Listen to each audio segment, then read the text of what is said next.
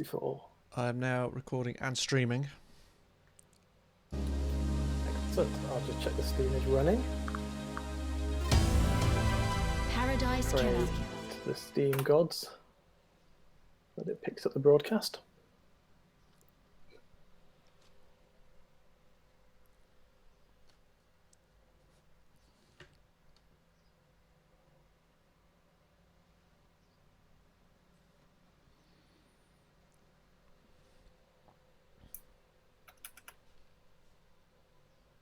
Nothing yet. I think it took a couple of minutes last time as well. Yeah. Oh, starting in Danchi.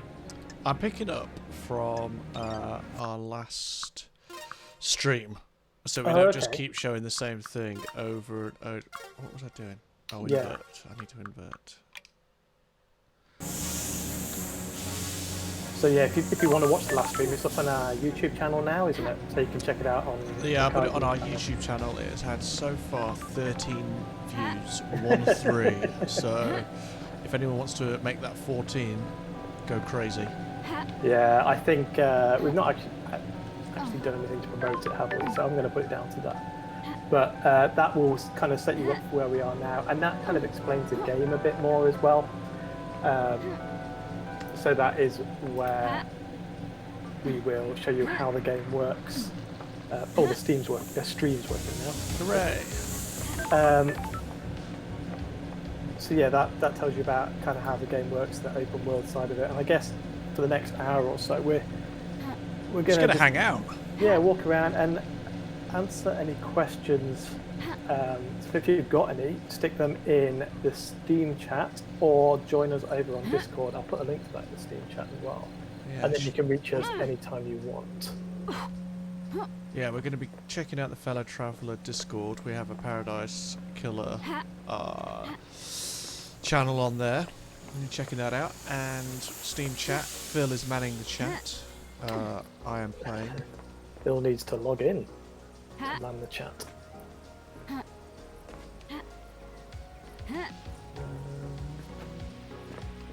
Just before we get 1 billion viewers, I'm just going to go and check a potential bug.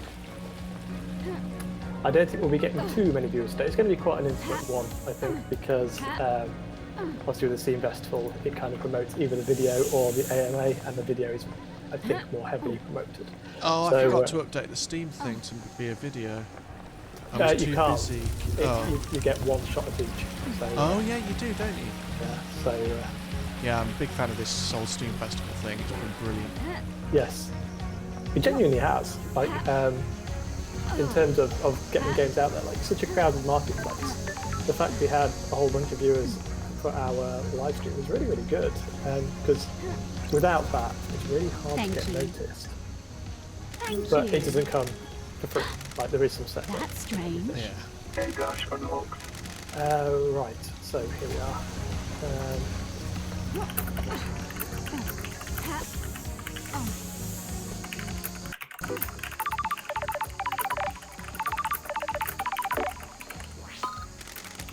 Oh, here she is. That is not right. Just copying some links and So then. for anyone that hasn't kept up, hasn't joined us before, you are Lady Love Dies, and you've been called down to Paradise Island 24 to solve the mass murder of the ruling council last night. And everyone that's left on the island is a suspect. The Paradise Islands are part of the island sequences, and every island fails and a new one is born. And on the eve of the new one being born, the council that rules over these islands has been killed. And there's a suspect in custody, Henry. Excuse me. He is in custody already, guarded by Grand Marshal Akiko 14. And she is guarding him over on the Desolation Cell Island. And she's just called us to tell us that we're not necessary, because she has him in custody. And there's some animosity between her and you, Lady Love Dies.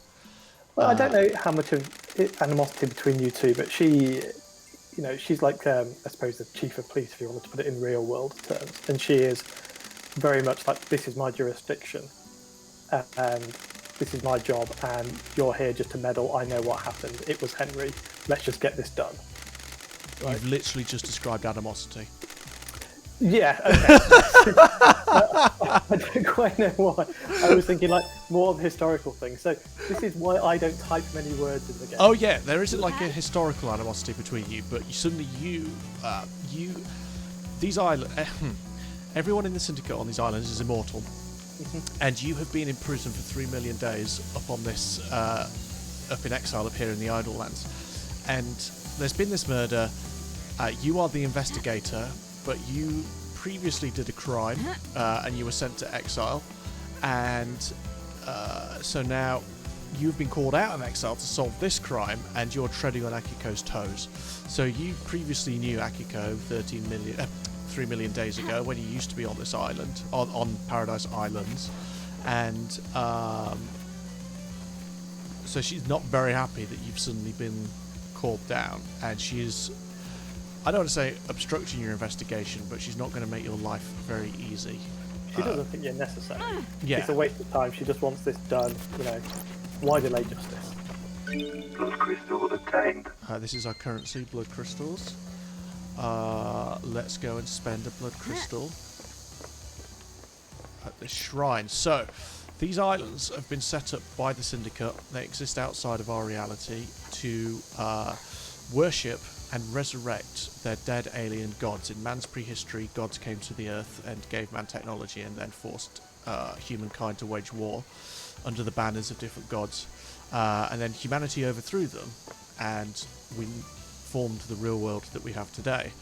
And this is one of the gods, Silent Goat, and around the island are different shrines that you can let blood at and donate a blood crystal to. There we are. There's just gallons of blood coming out of you. May need to tweak that just a little bit. Yeah, I'm going to put it in UVFX for that. And you've now picked up a carving. This isn't evidence related to the case. This is a collectible that explains more about the lore of the island. Yeah, and that is, it kind of ties into what we like in games, where there's as much there for you to discover as you want. Yes. You don't have to, but if you do, it kind of enriches your understanding of the world. It kind of opens up more mysteries. I like mysteries, and I like thinking about the possibilities and the options and how something has got to be where it is. And these collectibles kind of help you get there. And some of them are more cryptic than others. Some of them are just fun. Yeah, they're nice little things, and they're kind of, I don't know how many of them are actually in the world now. A lot. But I think that kind of grown as the game has developed. So there's some nice references to things going on in there. So last time we played, we spoke to this ghost who gave us a side quest to go and find a missing gem. So we are still looking for that gem. Fortunately, as the developers of this game, we know where it is. There's also a pretty big clue right there on screen. Yes. That's one of the slightly more obvious cases. And last time we played, we're picking up from where we last streamed from to make sure that people are seeing new stuff and not just repeating the same stuff. We unlocked some upgrades from a footpath. So we have double jump, and we have air dash to help us navigate and explore the world. Where are we going? Over here. If you've got any questions about any of this kind of stuff, like either stuff you haven't seen because you didn't see the last playthrough, or just in general, just drop them in the chat here or the chat Discord. There's a link in the Steam chat. Have you got any questions? Do we have a question? We have a question. A question. I've got some questions for later as well, but we have one now. What are the devs' favourite PS2 games? The technical answer, if you want to get technical, is Resident Evil 4, because it's the best game ever made. However, that originally came out on the GameCube, so the best PS2 exclusive is God Hand. Who gave us that question? I Am Jam, who I believe asked us questions last time. Yes. As well. Thank you, I Am Cool. Jam. What is Now your favourite mine. PS2 game? I think this is mostly influenced by the fact we were talking about it the other day. when we were playing games, but I really, really liked Tenchu. Like, it wasn't the best game overall, but there's something about it that has just stuck with me. I think you're right in saying Resi 4 is probably the title for it. But actually, there's a lot of... The problem with the PS2 library is it's so damn big, and I didn't actually have a PS2. So I only kind of got some of the highlights, like I got the Metal Gear highlights. And the Tony Hawk's PS1, or was that PS2? Tony Hawk has been on both, but the one that we played was on PS1. Yes. Yes, also I'm thinking about the Dreamcast. I played it a lot on my Dreamcast at the time. Persona 4 as well. Oh, yeah. Oh, what a game.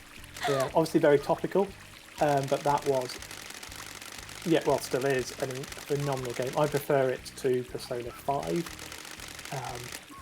Yeah, just an incredible game. Thank you.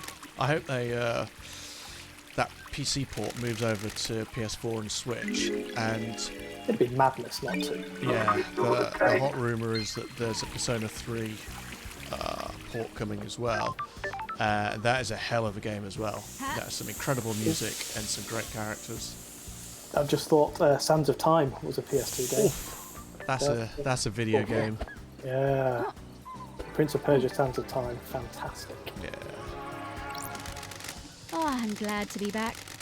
That first PS2 Tenchu game though. Sure. That's an absolute belter. Yeah, I mean, I'm thinking about it mostly because I'm trying to play Sekiro again. Trying because I found it incredibly hard, but I love trying. And yeah, it just got me thinking, like, that was, at the time, that game felt so freeing, and I suppose when you compare it to something like Ninja Gaiden, the investigator now, is here. it doesn't hold up. Well, they're different games. Like, Yeah, I played Ninja Gaiden recently, and that's just... What the hell? You move forward and murder everything, whereas Tenchu is about stealth and hiding. Yeah, it's... in terms of feel, like, just the idea that there's a thing you can jump up, you can run around, and you can... I suppose, yeah, Ninja Gaiden is very... there's no stealth, as far as I remember, actually.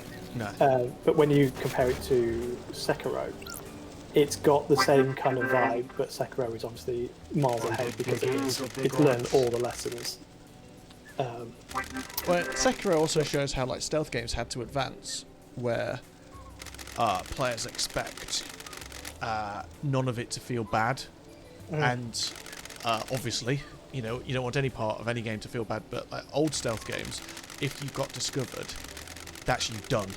Yeah. And like the combat often sucked.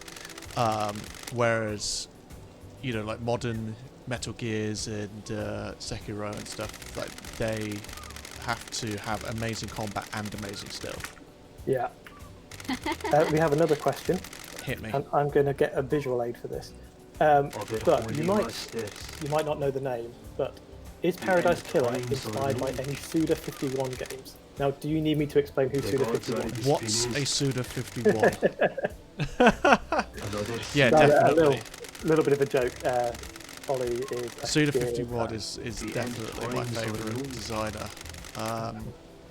Yeah, it's like, we didn't want to make... Sure. You know, we didn't want to copy anything, but, you know, you are a product of all of your influences. And I'm a huge fan of everything that Grasshopper does, not just Suda's games, but all of Grasshopper's output. And that's strange. There was definitely, looking at stuff like Flowson and Rain and Silver Case, it was like, well, these games do some really cool stuff, but they're very linear. Can we take some of the influences from that and put it into our non-linear open world narrative? Who asked that question? Someone on Discord, T, and I've put the picture of you and Suda on there for anyone who really wants to know what you look like. Well, actually, you can see what you look like on the screen. This isn't the podcast. But you can see what you look like when you're nervously meeting a hero. Yes. Is that who we went to Bar Plastic Model to in the thin hope you'd meet as well? Was that Suda? Yes, so Bar Plastic Model is the bar that you go to in No More Heroes, and that is based off a real bar in Golden Gai in Shinjuku in Tokyo. And we went there, vain hope that our Lord and Saviour Suda would be there, but he was not. But there was beer. There was Very beer. limited room, but there was beer. Yeah. Yeah, love that place. So I've just gone up and spoken to one of our characters, Witness to the End, who is one of the suspects, and he bears witness to the ends of each island, and that's his only role. And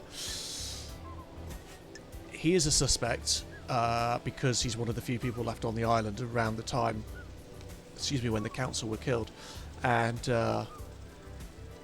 so we've got to go around and question each suspect. And the last case file that we investigated when we last streamed was who killed the guards around the council building, the Holy Seal Marshals. So I've just asked him about that, and he doesn't have very much to say on the matter because he was elsewhere. So let's have a look for his alibi, because he says he doesn't know much, but can we place him at the scene or anything? Where? Investigator. And again, for anyone joining us, you really don't have to do any of this. You can do Sure. as much or as little as you like. It's your job to try and understand your truth, to try and build up the evidence, to try and gather evidence and speak to suspects and try and construct your truth Why? about what happened Right. in the murder. So you could not go down this route at all. You could not care about finding witnesses' alibi. But if you want to do a good job and get the whole picture, then it's probably a good idea. Yeah, it's you choose how to go through every bit of dialogue Why? and how you want to annoy or please any of the suspects that you are Surely speaking this to. is a joke. And the whole point of doing I need to this investigate game was this. so that we could make a completely non-linear open world murder mystery. Investigator. Whereas something like Phoenix Wright or Danganronpa, it is a linear flow. You investigate this crime scene, talk to these suspects, and then you get this evidence, and then you have your little trial. And if you fail at any point in the trial, you just retry until you've got the right What answer. time? We don't care whether you get the right answer or not. When you go to trial in this game, we only care that you are proving a truth you believe in. So there's loads of suspects, loads of different motives, loads of conflicting alibis, and it's up to you to interpret what you read and find and decide what you think the truth is. And then you take that to trial whenever you're ready. So you could play the game for half an hour and just you do the intro section, and then you get given the official version of events, which is that the prime suspect that they already have in custody, Henry, killed the council. He got out of prison, killed the council, and you could just say, yes, I believe all that. That sounds good to me. Let's wrap this up. And you could have a half-hour playthrough. Or you could explore Thank every you. inch of the island, find all of the evidence, speak to every suspect, and decide that official version of events is wrong and doesn't make sense, and that you believe that there is another truth. And anyone, so it's not just half an hour or 20 hours, it could be any amount of time in between that. You can pick any path through this, and they're all valid, because when you come to trial, the game never says that you are wrong. You got it wrong. It only says, no, you can't prove that. And that's what you're trying to do, is get enough evidence to prove it, not to pass a little narrative test. So we've just spoken to Witness about his alibi, and I just wanted to call out that we've got some new evidence. He says we keep a log on the right hand side of the screen. You can't see it, just under our picture-in-picture here. But he says he entered his apartment and spent the evening with Carmelina when she arrived at 2100. And we've got a new investigation note to go and use the building logs to confirm Witness was in his apartment with a spelling mistake. Oh yeah. So there's a bunch of other things we could ask. We've got his suspicions about who he thinks could have killed the council. We know that a syndicate member, KHX, is missing. And how did Henry escape? So we could ask him about a bunch of those, but I want to chase down his alibi. We can also hang out. We'll do one of those later. So it's not just about interrogating suspects. It is about like hanging out and building relationships and learning how these people act and who they are and what makes them tick. And Their roles on the island are really important as well. Like these are all people who were they had a high rank on the island, and what they did, like their job role, is really important to their characters. They're all very dedicated, passionate people, and learning about that kind of helps you understand the way this world works. So let's just have a look at so witness the end. These are our investigation notes, so we can go through all of these and like they give you hints. They don't tell you exactly what to do. So we've got, after speaking to witness about his alibi, there was a line there that said ask about their alibi, but now we know that. It says use the building logs to confirm witness was in his apartment. But there's something else we could do.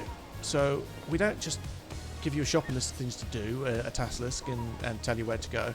This is witness's apartment area. This is his balcony. So you're free to explore. The old cliche, I say this every time, is that if you can see somewhere, you can go there. So there's another little part of his balcony here. Oh, there we go. And if it's pink, you can interact with it. So we see there's a pink door here. And we can investigate Witness's apartment. So Witness is a bit of a fanatic. He has a lot of faith in the gods. He's gripped by a kind of religious fervour. So we can see his apartment is full of religious iconography. I really like these scene investigations. It's kind of that, what would an apartment look like if it was vaporwave? Yes. It's got that kind of just slightly off feel about it, which matches a lot of the UI and things as well. It matches the City Pop Vaporwave vibe the whole game. Yeah, we have there's just two of us working full time on this game, so we take a bit of a DIY approach to it and just try and make the best of what we can do with our very limited resources and bandwidth. So that's why we see like 2D characters, because we knew we couldn't make 3D characters good, because the challenge to do 3D characters is a skill set we had on the team. So we just try and make everything a bit more abstract and stylized so that we can sell what we want, but sell the style. It's about picking the battles as well, but also stylistically. Take Danganronpa, which is what people always draw the comparisons with. That worked really well there. So we're taking it to be a bit more of a slightly more based in reality, but also outside of reality, and giving it that kind of 80s vibe. And it's something that once we've done a couple of tests with it, we thought, this is the way to go. And I'm really pleased about that. And the DIY thing isn't purely how much time have we got. It also goes back to the fact that we were, when we were teenagers, we were in a band together. It was all DIY then. So it's like, just make a poster and it'll be fine. Or you ran a record label, which was, just to throw it together, it'll be fine. And there's a real heart in that. In a world where everything is hugely overproduced, it sometimes loses the heart of more DIY things. Yeah, we had a punk band and stuff, and that's the kind of style that we like, is that kind of, not cobbled together, but no one's gonna do it for you, so you need to do it yourself. So, right, where were we? Oh, I've gone completely the wrong way. Yeah. So, let me get back to where we should be, rather than I just enjoy exploring. The other day, I meant to test something. I was playing, I think it was Friday or Saturday, and I lost hours just exploring and doing things. And see, because even though I work on this all day, every day, there's still things I haven't seen. Like, obviously, you're dropping new bits in every time, and there's slightly alternative ways you can get to stuff and see stuff, because everything in the game is somewhat beautiful. And I just really enjoy these little exploration sessions I have. So, Witness told us that he was in his apartment, and we could use the building logs to confirm that he was in his apartment. So this is the computer that logs people going in and out of his building. And normally we would be able to access this, but we can't, because we are missing an upgrade for Starlight, our computer, that would allow us to interface with it. So let's just go and get that. I've got another question whilst you're on the way. Hit me. So this is from Rach, who I assume is friend of the studio. Rach? Well, colleague as well. Colleague, yes, indeed. So question is, you've both worked on other games before in big studios. What kind of challenges have you faced as a smaller team that you didn't have in AAA? I mean, the obvious answer there is there's no one to do it for you. You've got to do everything. And there's a lot of stuff that isn't making a game. Good to see you again, lady. And I don't think either of us, like, we were expecting that to happen. You'd be foolish to think you could just go in and just make a game and not deal with anything else. But there is even more than I expected it to be. There's more paperwork, more, setup, and just all the little work, things that lady. you'd normally rely on We're in a dark some time. help from colleagues or whoever with. It just isn't there because we're a small studio. And we've been really lucky to have had some fantastic contractors and Sorry. working with a great publisher. But there is a lot of work, and if you don't do it, no one will. Yeah. And it's like definitely not just making the game and jamming everything in and Good work, lady. doing different roles that you wouldn't normally do. 'Cause in a AAA studio, That's you are very strange. much in your lane, in your department, and like all of us do everything now. But just like biz dev stuff, like what is the next project going to be? How do we secure work so that the company doesn't fold and that kind of stuff? Like That's not we've got to funny, keep on lady. going whilst making this game as well. And neither of us want to do a bad job, like we're pouring everything into Paradise Killer. But you've also got to look to the future. Secrets of a life of their own, lady. I suppose the other part of it is we're making a big game here. There's a lot of hours of gameplay if you go and sort of explore everything. And that means an awful lot of QA. And whilst we've got some great QA, it's not like you can just pass it to a QA department and assume it'll be okay. Like, we have to do an awful lot ourselves, especially because we didn't really have someone helping us with QA up until a couple of months back, right? Yeah. So just like everything you do, you have to test and test and test and test and test. And then, of course, there's iteration, and you have to think all these cool things you want to do, what's the impact of that? And try and balance off Thank you. all the work, making sure we can actually deliver a game, because so many indie studios say, oh yeah, we're going to make a game, we'll release it in summer, and then it turns out they need 5 years to make it. And whilst we have been developing longer than we initially expected, because we've got support from publishers and UK Games Fund, we are still trying to make sure we actually get this game done in time. And to a high quality. Yeah. I take great pride in what we managed to deliver. Oh yeah, I mean, milestone. It's really, I don't want to, try and congratulate ourselves too much on it, but it's a big open world with 2 people on it full time. That is pretty surprising that we managed to pull it off. So I'm now speaking to Crimson Acid, one of our old friends from before our exile, and she is a secrets broker. She has this little hideout away from the rest of the syndicate that she doesn't like, where she sells secrets and also upgrades for Starlight, our laptop computer that allows us to plug into the island and do stuff. So I needed an upgrade to go and get the logs from Witness's apartment building, and I have now just paid for that upgrade while Phil was talking there. But I figured I should ask her if she saw Witness last night while we chased down his alibi. And that's a good thing to do, right? Like, every suspect, you shouldn't just take anyone's word for it. You can try and back up evidence and testimony, like a real investigator would. Like, just taking one person's word for it is probably not going to cut it. Yes, definitely. But we want to make sure that, like a real investigator, you can either choose to miss things or ignore them because you think you've already got the answer, or you can miss things because you haven't explored hard enough. Yeah. So we just got a note from Crimson. So we asked her about Witness's alibi, and she said that Witness had a visit from Carmelina last night, and we should ask Carmelina. Witness said the same thing, so let's go and speak to Carmelina. A couple of things. The streams not show up in the event schedule on the event. Yes, that's because this isn't supposed to be a stream. It's supposed to be a text, ask me anything. But we quite enjoyed our stream the other day, so we thought we'd do a stream and just answer things live. So that's why it doesn't show up. It's why it's a smaller thing as well, not getting such a big audience. And another question from Rach is, who is your favourite character in the game? My favourite character is... It changes. I quite like...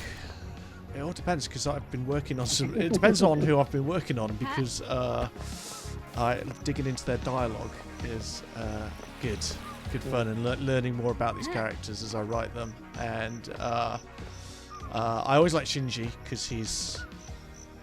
Where is he? Is he over here? Oh no, I spoke to him. He's always got something funny to say. Well, I think so. But I quite like Crimson because she's quite self-assured, and she knows what she's doing, and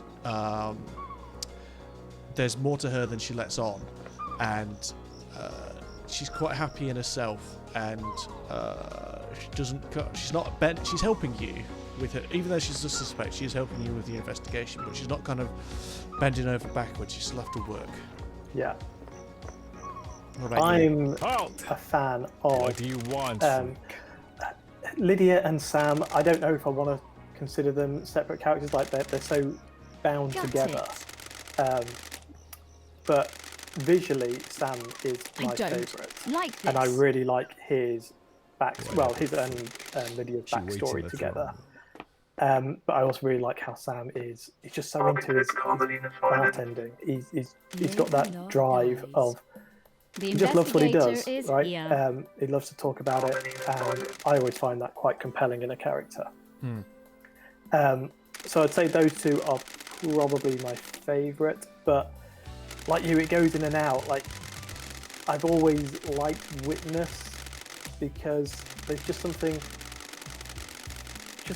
odd about him that appeals to me, and it's partly the way he dresses and looks, and it's kind of that slight flamboyance, but then you tie that into his religious aspects, and there's that slight kind of friction on it, which really appeals to me. Yeah, I struggled with him for a long time. He was the first character that I named back when I did the original concept doc for this, and I knew what I wanted his role to be, but not what his character should be. And for a while, I didn't. Excuse me, drinking fizzy water. I didn't know what to do with him, and he didn't come to life. And then a few months ago, kind of dug into his character and brought him out a bit, and I enjoy him a lot more now. We have achieved perfection. So what are we doing now? We are speaking to Carmelina. This is Carmelina Silence, who is the architect of the island. She designs Paradise Island. Every time one dies and a new one is born, she designs it.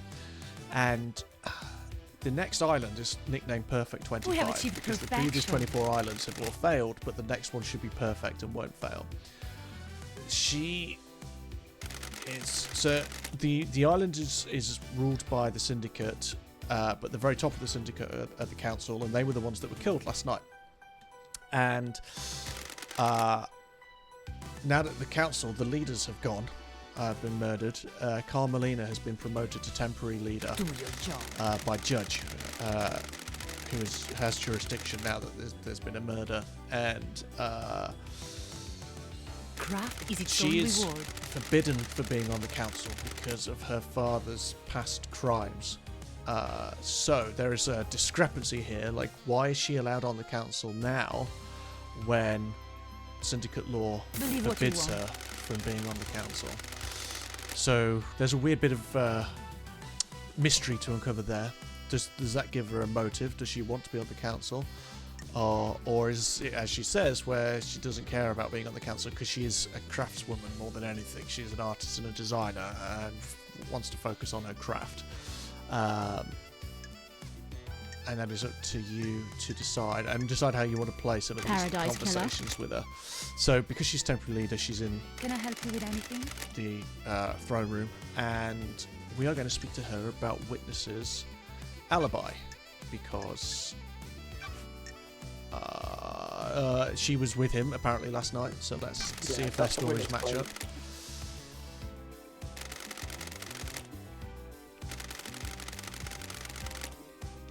So she did go to see him. She confirms that she went to see She him, said she did. but Where? digging further. Craft is its own reward.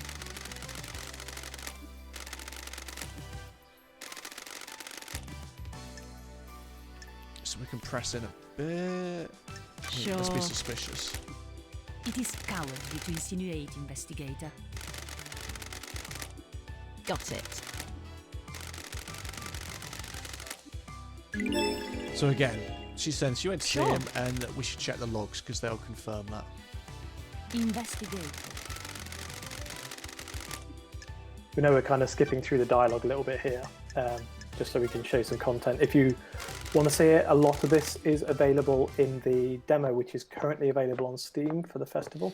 So feel free to give that a download and try it out. It is a little bit different to what you're seeing us play because we're playing a newer build, but you still get the same vibe and should be able to see the same kind of content. Yeah, the big thing that's missing from that one compared to this build is the voiceover, which still isn't set up correctly, so it's not exactly how it will be in the final game. But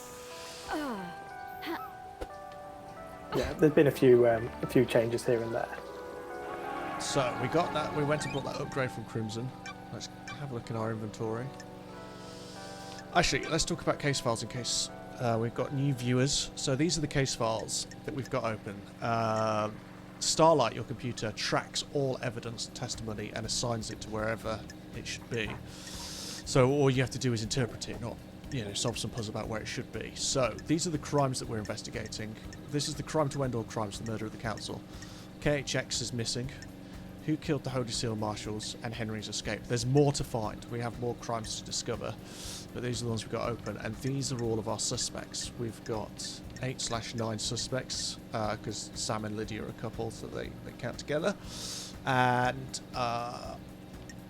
we track all the evidence we collect per case file. So for the Holy Seal Marshals, this is a crime case file, so we can see all the evidence that we've got per suspect. Akiko, Henry, Lydia, and then we've got one unsorted. We haven't managed to link that to a suspect yet. The suspect case files, we're investigating witness, so let's look at him. We've got his phone, so there's some evidence. We can verify his alibi if we can find a comms tower. We have his testimony, and we also have his testimony where he said that he stepped out of the room to take a call from Akiko when Henry escaped. Akiko was guarding Henry, and Henry escaped. She phoned Witness because Witness oversees the end of the island, so he needed to know. So just go back. Oh, yeah, you can see it on here as well. You explain, and then I'll say what I was going to say. So all the evidence we just got from Carmelina about her alibi and Witness's alibi. Carmelina's testimony is here, and Witness's testimony about Carmelina's alibi is here as well. So if you go back to one of those screens for me. Which one? A suspect one? Yeah, pick a suspect screen. So you've also got the motives and alibi brokers, which we haven't tracked yet. But the motives are obviously, you can try and figure out why a particular character would have wanted to commit this terrible crime. And then the alibi breakers are anything where you can try and break the evidence that's been given to you. So if, for example, you've got witness saying he was in his apartment, if Carmelina had disagreed with that, then that could be an alibi breaker. So you should be on the lookout for things that can break those alibis and kind of show that their version of events might not have actually transpired the way they said they did.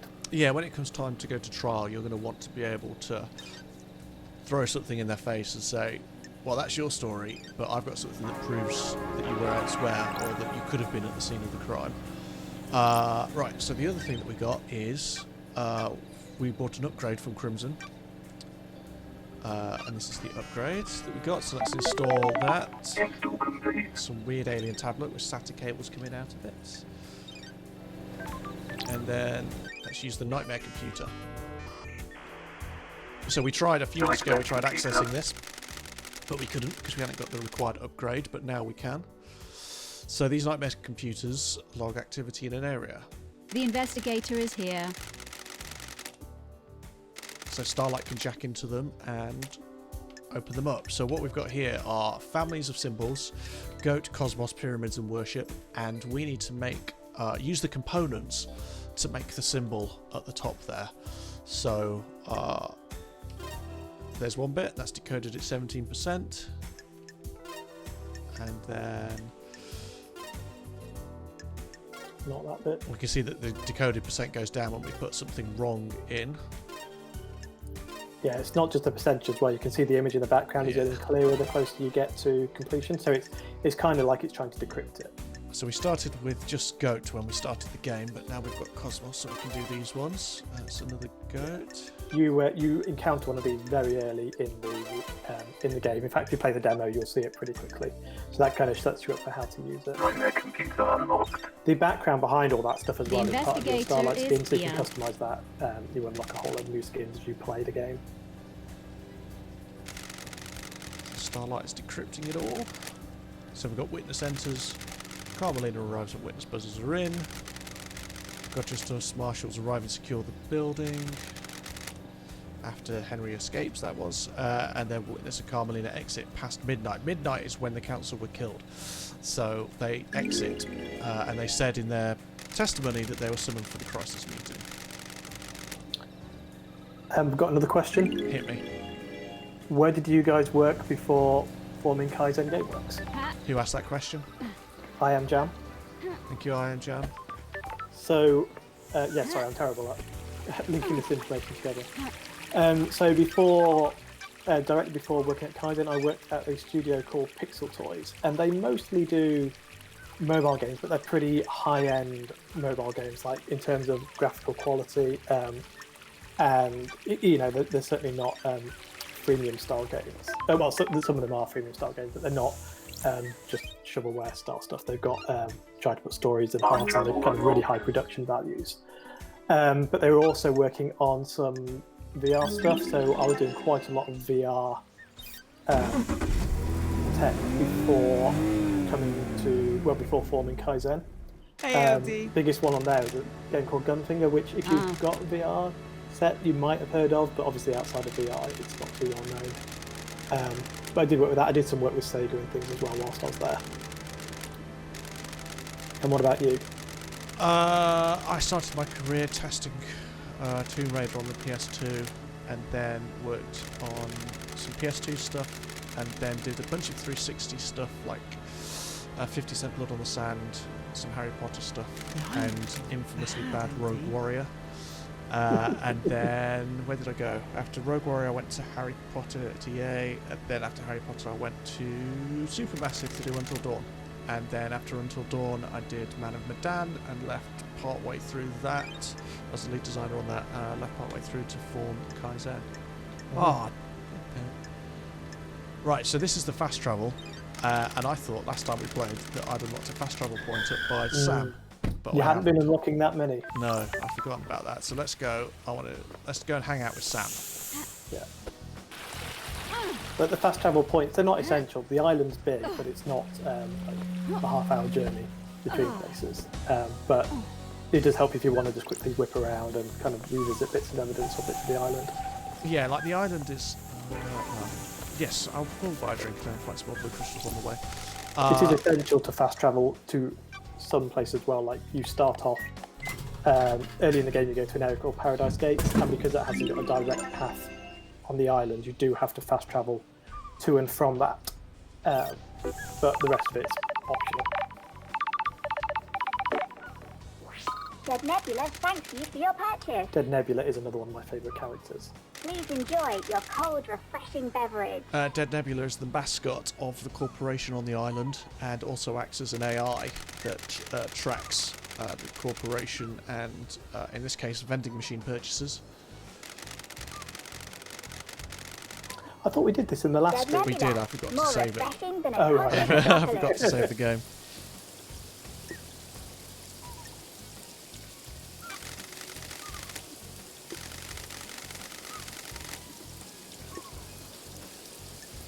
So, I'm glad like, to be back. most of the characters kind of helpful here, giving you a bit of information about the island. No way.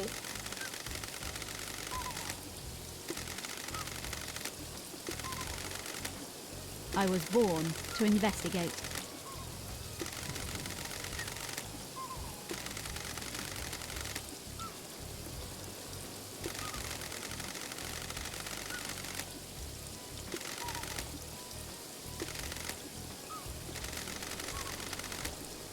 So Dead Nebula's going to offer some help. Dead Nebula's not a suspect because they're just a computer program. So there's a broken vending machine somewhere in the warehouses, and Dead Nebula thinks that there is an upgrade for Starlight that someone has jammed in there. Buy more drinks. And cheekily he's saying, they're saying buy more drinks, and they will do something to help.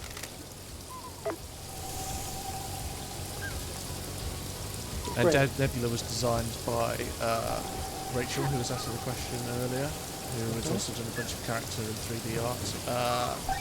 What was I about to do? Oh yeah, I unlocked a new skin. When I unlocked that save point, I got a new skin, Starlight. So you can customise the look of Starlight. That's one of those little things that we've not had it in the game that long, and you always said you were going to do it. And it adds a lot for me. Like, just that small level of customization, get the skin I like, change it up every so often. It just keeps things fresh.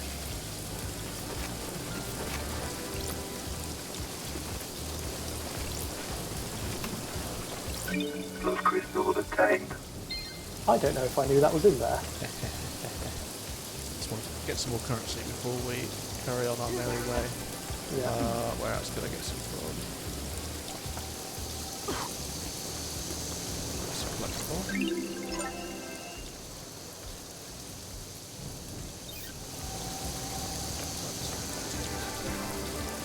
That in.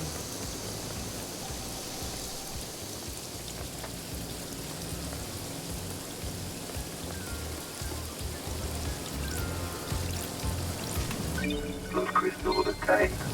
So the blood crystals aren't always just in cupboards and things. Like, Oh, you can no. get them puzzles. Oh, That's fine. yeah, you can get them from completing certain types of puzzles, and obviously they're dotted around in hidden places too.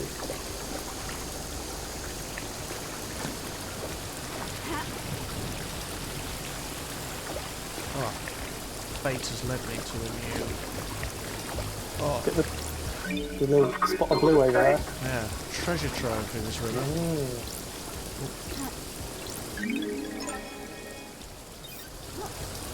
Right.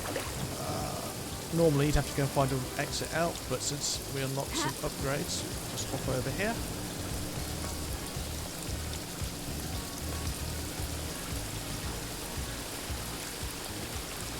Where are you heading now? I'm going to pop this in here to make Crying Grudge cry. And then the fiction with Crying Grudge is a statue of one of the gods, and his tears make white lilies spring from the earth. So this was flat ground before you put in that crest, and then the tears made white lilies grow, Crystal obtained. and it unlocked some blood crystals.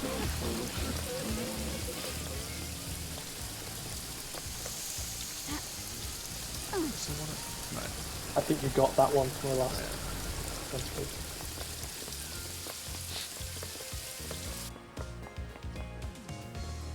one. Oh, heading up the 6th.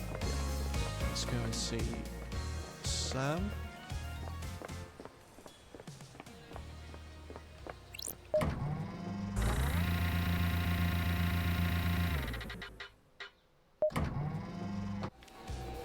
If anyone has any more questions or anything for us, just drop them here, drop them in Discord. So this is Sam's bar, barred knife through the heart. So ignore Sam for a minute, so I saw a pickup. This is a music collectible.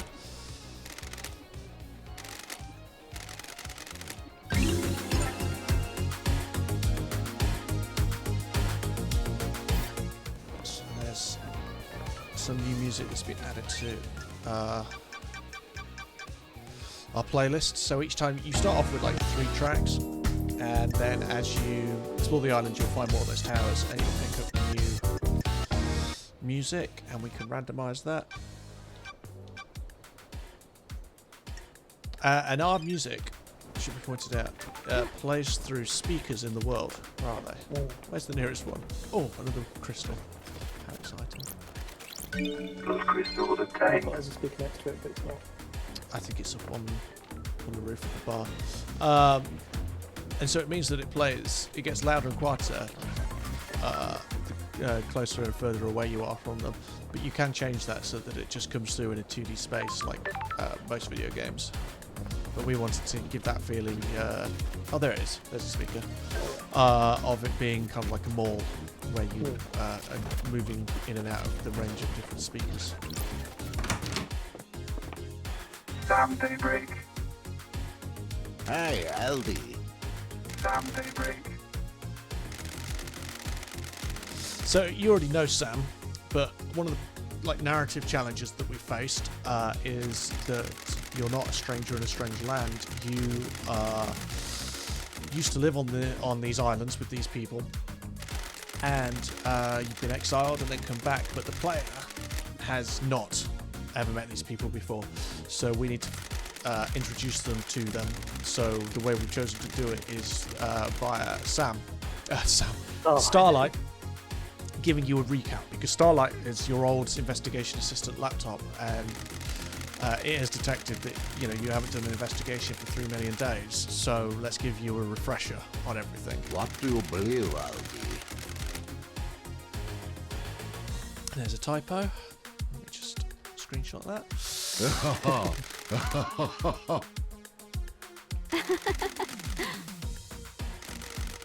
There are a lot of words. It's hardly surprising we've got a few typos.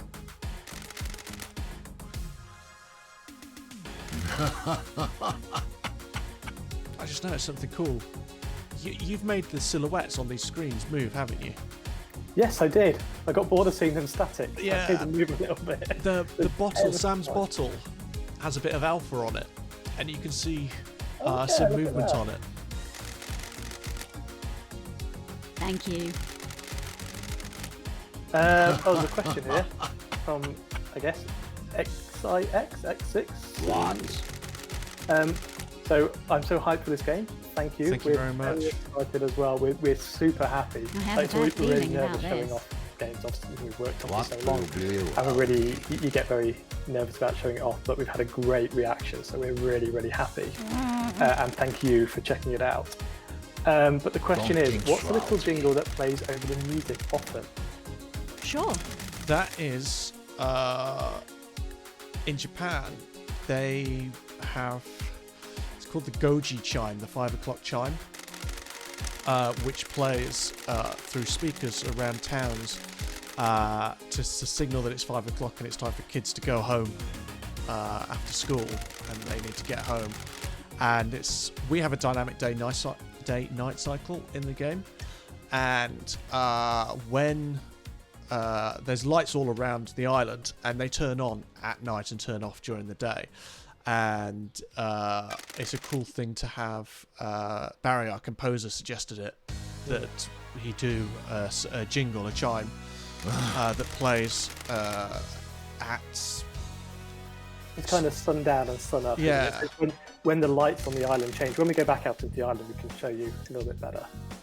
But yeah, it just Fancy a plays from a drink? central point on the island, kind of broadcasting. It's I'm glad to be if it was in back. Japan, time to go home. But here, it's just time. Broadcasting the day-night cycle change. The investigator Yeah, one of the things we is wanted here. to do with the game is do a cool open world murder mystery, but do also an environment that you can hang out in and feels like an environment that exists not just for you, but has its own history and routine and sense of place. Thank you. And Yeah. that helps add to that. As you walk around, you can hear the hum of electricity pylons and generators. You hear the steam coming out from the vents, and as the lights turn off and come on, and you get night coming in, it gives a sense of routine, and the world is progressing with or without you, just as the real world does. So this is hanging out with Sam, and you can question every suspect, interrogate them, but you can also just hang out with them. And everyone has their own passions and interests and thoughts, and spend some time with them and learn more about them. And Sam is the barmaster who is obsessed with serving the perfect whiskey. And, he is having a drink with LD, the player, and telling you about the highball he's just given you.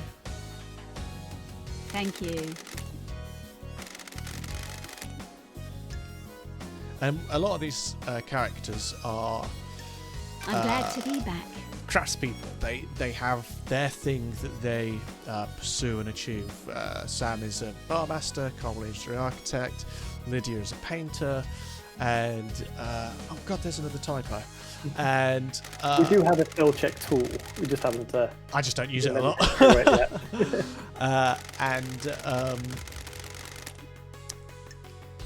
Hangouts are a good way of finding out those things about the characters and learning more about them and learning what their view of the syndicate should be, and does that play into your understanding of their motive and why they might be involved with the crime, and also just have a break. You can't have too much murder, otherwise you just get fatigued. So we want you to hang out and enjoy the environment and the vibe of the island, but also enjoy hanging out with these characters. Yeah, and there's a fair few characters. It's not like GTA where there's people everywhere. The investigator is here. It's important to be able to get to know them, and I guess going back to earlier what I said about Persona being such a great game is that you can build your relationships and bond with the characters. And if you're just walking around saying, well, who do you think murdered them? There's no real connection there. So the Hangouts just open that up to make them more of a person, or a red skeleton in this case. Red skeletons are people too.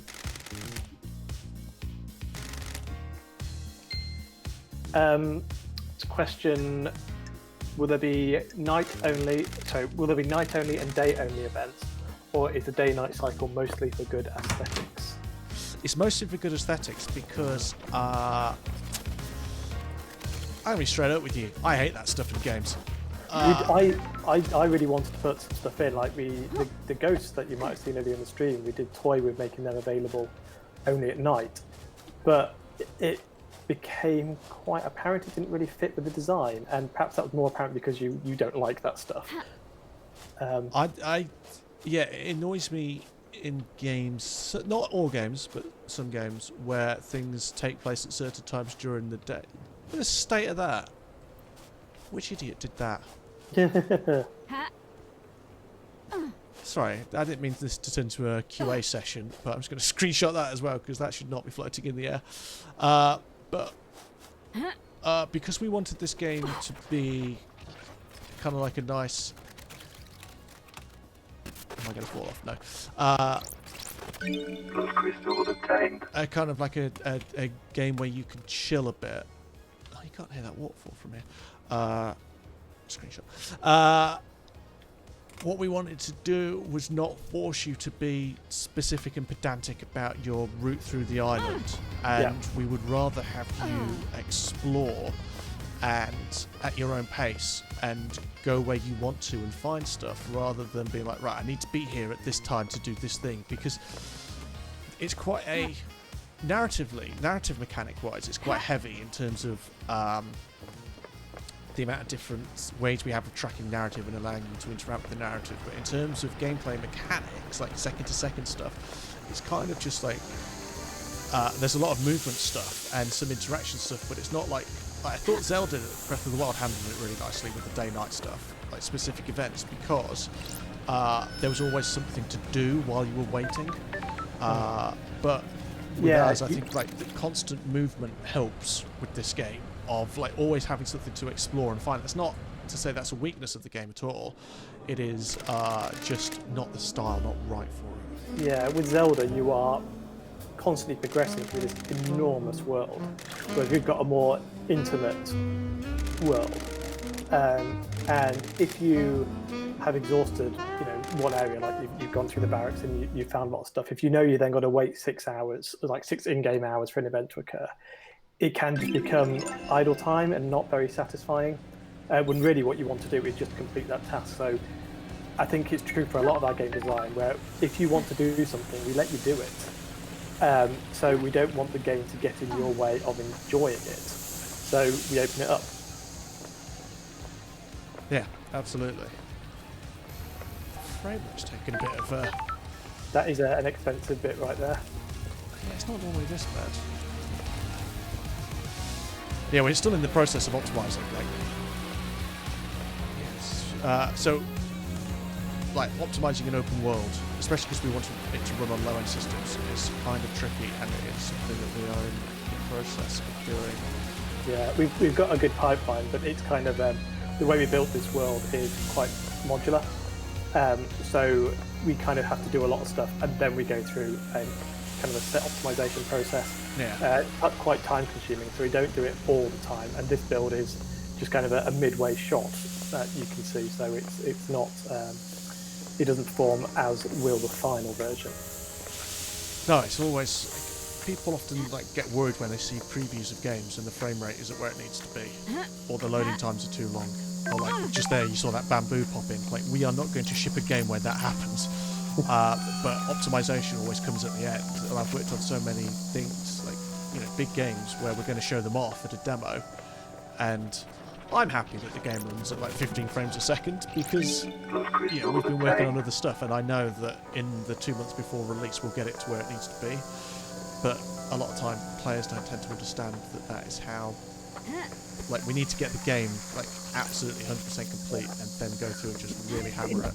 In some games, a poor FPS does completely hamper the experience as well. Yeah. So, I get that, and there's that popping of all the foliage again. Yeah. That's just like inside baseball, that's a streaming volume. Like, you walk through an invisible volume in the world and it loads stuff in and out, and that streaming volume is set up poorly. In fact, what the actual problem with that one is, those things are in a streaming volume and they shouldn't be. It should be in a different type of volume. So, that's very true as well. Yeah. Right, where should we go now? I'm just kind of... Yeah, is there anything you want to show off? Like, we've been doing this for about an hour, so we could... Well, going by the last time we did one of these streams, Virgin Media will probably cut off my fun shortly. So if anyone's got any questions or anything they want to ask us, drop them in the chat now. I'm just going to go for a bit longer, but if the fun police step in, then the fun police step in. Not just the fun police, but my stomach, because it's very much dinner time, and I can smell my wonderful wife is making an incredible katsu curry. Oh! So I'm very keen to eat that. Very keen to sack off this whole game development thing.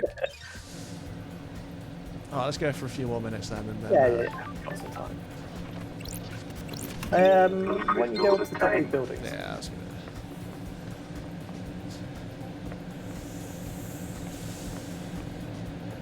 Yeah, so if you've got any questions, if you're not watching this live, then you can drop them over in the Discord chat as well. Look for the Fellow Traveller Discord chat. We've got a Paradise Killer channel in there, and you can ask us questions, and we'll try and answer them as soon as we can. There we go, that's what I was looking for.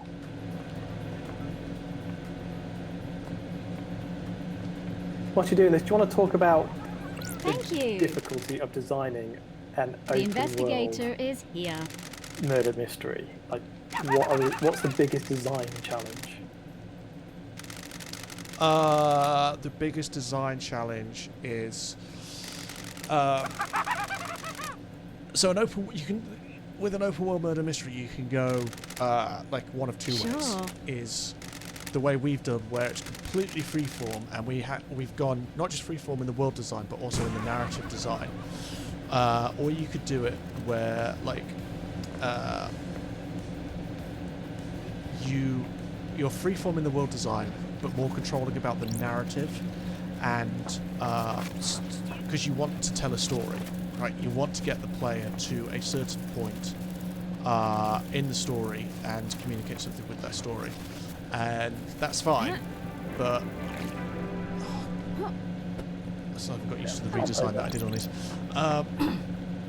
That's not what we chose to do. What we wanted to do was make it so that your understanding of the story is something that you drive. And the biggest challenge with that was two things. One is writing it, where, because you're in a strange place, we need to explain who these characters are, what the rules of this world are, and how the evidence that you find relates to the murder and the world, and how, like, the different possible ways you could have of interpreting it. Then we also need to find a good way of you expressing that back to the game and the game validating it, and that is incredibly difficult. So the way we're doing it is with the trial. So you see that statue there, that sits on top of the courthouse, and when you think you've got enough evidence, you've gone through all your case files, and you think, okay, I've got all this evidence here, I've got 4 pieces of evidence against Lydia, that's good, let's do this, she's guilty of this crime. That's not to say that this screen does not represent all the evidence available for this case at all. There's a lot more to find, but you go there, and you need to find a way of. We need to give the player a way of expressing that to the game, and the game validating it. And those, like something like Danganronpa and Phoenix Wright, the validation is very immediate and very concrete. Whereas you say, I want to present this bit of evidence, and you are following a linear set of story beats, and the game says, no, that was the wrong bit of evidence to present, or you've interpreted it wrongly, you failed, retry this section. And we didn't want to do that. We needed to have a more naturalistic dialogue solution where you choose which evidence to present and when. And then the judge character analyzes it and says, yes, you've got enough evidence to get the conviction that you want, or not. And that has been the hardest thing. I thought that was going to be a really good solution and a kind of neat way of doing this, but writing those trials has been, I mean, when they work really well, but playing it recently, I've just found like a bunch of different routes where it doesn't work quite so well. There's so many variables. Yeah, because we don't have like 3 endings. We have an ending of which there are God knows how many different permutations, because we don't treat the ending as just one like definite narrative point. It's like this build up to the end. It's like you get to the end over a longer period of time, and making sure that the game can respond intelligently to what you've done and the choices you've made, and your interpretation of the evidence has been really difficult. Yeah, so really the ending of this is in some ways going to be unique to every player. Like, it's a case of, did you get the convictions you wanted? Are you happy with the justice that has been served? So it's not like there are, like you said, it's not 3, 4, 5 endings, whatever. There's so many of them, or so many ways you can get to that ending. So hopefully you will finish playing this and think, yeah, that's exactly what I wanted. But what if I tried this alternate route? Because it's not like if you find every single thing in the game, it's not like the answer is spelled out for you. Still, like an investigator, you've still got to apply some investigative skills. So yeah, it's very much up to you to determine is this ending right for you, I suppose. But it's also got to be satisfying in every case, and as you said, very difficult to do that. Yeah, and I'm a big believer in being satisfied with your own actions rather than just a reward that the game spits out. I used to be a big achievement junkie, and I have since binned that off, because that is no way to live your life. It did get a bit crazy at some point. Yeah, and like the satisfaction needs to come from narratively, like there is a good satisfying climax, but that you worked for it and achieved it, rather than just pushing forward and you got a satisfying ending. You know, when I say push forward, you didn't just press up on the stick for 3 hours and then something, you know, you've got an ending. I mean, you worked for something, you went out, you scoured paradise, you got the evidence, you presented it, and got the results that you wanted. That is like the most important thing, I think, is like making sure that the game can validate that and say, yes, we gave you enough opportunities to get the result that you wanted. Yeah. Yes. And if not, then it is explained and understood as well. Because there's so much that can make it up. And it's not just about presenting at the end as well. All the way through, you're constantly having to look at, well, you could have gone here, or could have gone there, or could have done this, or maybe you've never even seen this thing. And we've got to account for all those things, and all the evidence and all the conversations have to make sense. However you've done it, and that's why it's such a difficult thing, and it's why things like that do put you through a linear story, because they can tie things together in a rock-solid way, knowing with absolute confidence the player has or has not seen this thing at this point. We don't have that. We are letting you play as you want. And that means you could have done everything or nothing. There's an awful lot to account for. Another question. What are some of the games / media that influence this game? So we talked a little bit about Suda earlier, so Suda 51 had a big influence. And a lot of people obviously recognise the connection with Danganronpa. And there's kind of a Persona references in there as well. What else we got? I'm a big fan of Twin Peaks, where they give you nothing in terms of like story clarity. You have to work. Any story clarity that you attain is through kind of your interpretation and work parsing what's been presented to you. So that was very important. There's the JoJo influence on some of the characters as well, like their poses and things. They're very JoJo. A few people picked up on that. It's a really weak link, but I always think of part of that introduction has been taken out of Bayonetta pretty much in terms of, I won't spoil it. I don't even think people pick up on it, but there is a point where I always wanted to have this thing in the game I made, and it's inspired by Bayonetta. Yeah, you want to talk about design challenges. It's when you came to me and said, we're doing this narrative game, but I want an opening that feels like Bayonetta 1. And if you haven't played Bayonetta 1, you start off falling through space on a cathedral that's falling apart whilst you fight angels and demons with guns on your feet. What do you want me to do with that? I want that. Just make it. Like, come on. We've got all the tools.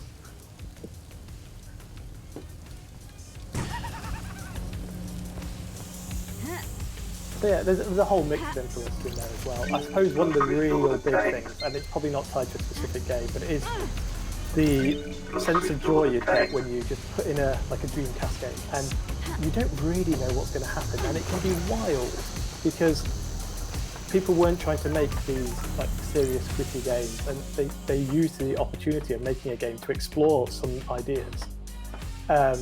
So a lot of the game is based on that kind of feeling of what's going to happen next. What is this world? What could it be?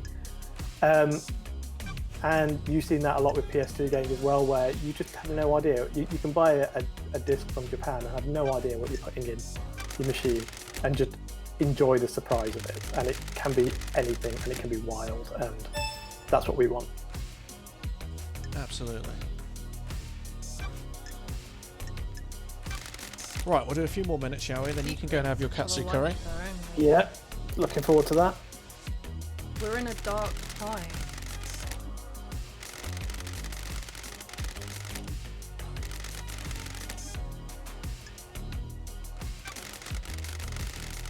You got some crystals.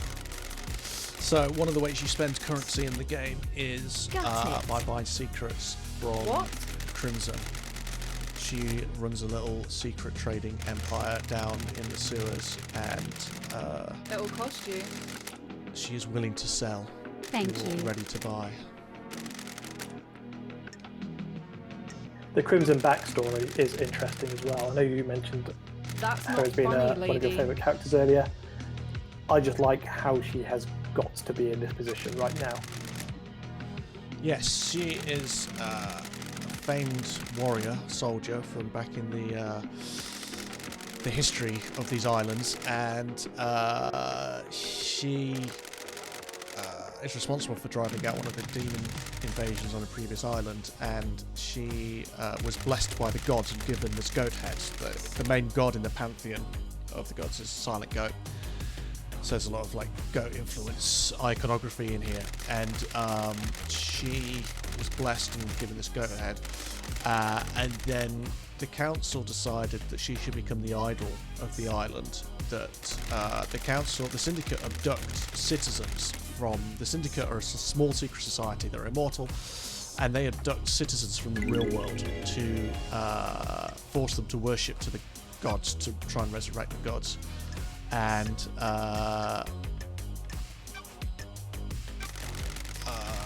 the council wanted to use her. They took her out of being a soldier and made her into this idol Nice doing business with you.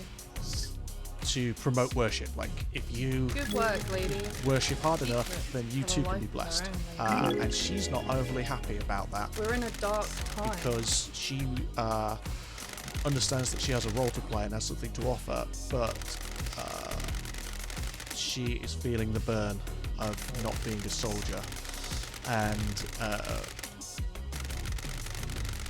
does that give her enough motive? Like, if she were to scare the council by a demonically possessed citizen getting at them, would that give them enough reason to reinstate her as a soldier, and could she get back to her old Have a life? life of their own, lady. But in the meantime, she is trading secrets because she's bored of her idol work, so she wants to do something. Sure.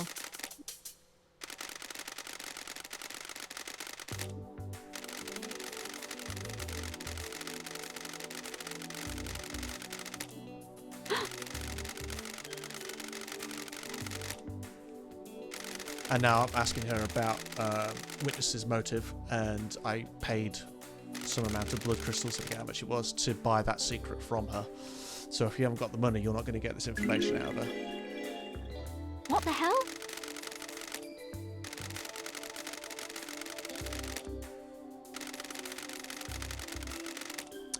And Love Dies, you know, everyone in the syndicate should be worshipping the gods and working on their holy mission. That's not Witness is funny, concerned lady. that people are not, and so is that a possible motive for him, that he wants to instill that sense of holiness back into them by attacking the council? But Love Dice has been up in the Idle Lands for 3 million days, so she has a slightly more dim view on the syndicate than she might have once had. So that's why she's quite happy to say to an old friend that the gods are self-serving morons, whereas she should not be saying that to other people on the island. Right. Do you want to go and have your katsu curry? And I think it's ready soon, yeah. Is there any last thing you want to show off? What have we got to show? The thing is, I don't... The problem with me showing this game off is that when I am looking forward to a game, I don't want to know anything about it. I will watch a trailer and be like, yes, good, right, pre-order that, good. So I like the sense of surprise, so I don't want to show off too much. No, it's why most of this is kind of contained within the demo area. You can play at the minute as well, right? So Yes. we've got a little bit outside of that, but there's, I mean, what is that, about a quarter of the island, a third maybe? Yeah. There's a bunch of other stuff you can go and explore when the game is released. So, yeah, pick up this music, and then we should leave it at that. If you have got any questions, then as I say, you can drop them in the Discord app whenever you want, and we'll try and answer them. And just look for the Fellow Traveller Discord server and join the Paradise Killer channel. You can also reach us on Twitter, which is at Kaizen Game Works. We've got KaizenGameWorks.com, ParadiseKiller.com. Anything else? Oh, wish list, of course. Yeah, definitely add to the wish list. As many wish lists as possible, please. Feed the algorithm. And yeah, thank play you the very demo. much for watching, and don't forget the demo is available to download, so if you want to give it a go, then please do. We are always watching the community hub on Steam, so we've seen people posting up bugs there, and they're either already fixed by now because this is a later build, or they go straight on our list. So if anyone sees anything or has any thoughts, please do shout us out there. And if you have any requirements for accessibility options, we have loads of. I saw someone on Twitter. The reason I mentioned that is I saw someone earlier on Twitter talking about how pleased they were that we had dyslexic font stuff. Good, yeah. I mean, that is the kind of thing that it's really hard for indie devs to do because it's just another thing you have to add. But it's always been really important to us to make sure people can enjoy the game, and we'd love to do more. Like, if you've got suggestions, send them over, and we'll see what we can do. But certainly having those options and the colorblind options, there's something we always wanted to do, and I'm glad some people are enjoying the game because of it. Yes. Cool. Thank you very much, everyone. Mm-hmm. Thank you for checking out another stream. If you're a return visitor. Yes, we will be doing more at some point. We haven't got any planned immediately. So keep an eye on Twitter and whatnot, and we will let you know when they happen. Thank you very much. Yeah, great to have everyone here again. Right, goodbye. Bye.